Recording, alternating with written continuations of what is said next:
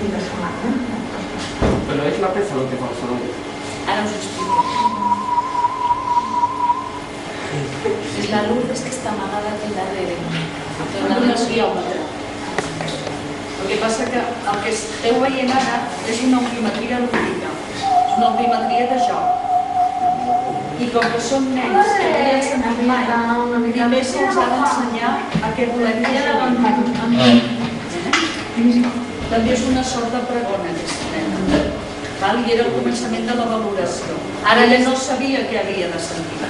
I estàvem ensenyant-li a jugar el que nosaltres volem. I ara, per exemple, aquesta nena té 2 anys més, quan fa les audiometries i aixequi la mà com qualsevol adult. El que passa que poder fer una audiometria, com podríeu fer qualsevol de vosaltres, els nens petits doncs ens comporta un temps d'aprenentatge. I llavors, a les audiometries heu vist que hi ha la mare, hi ha la logopeda i hi ha l'alumnes que està amb una mesa apartada que està donant el so.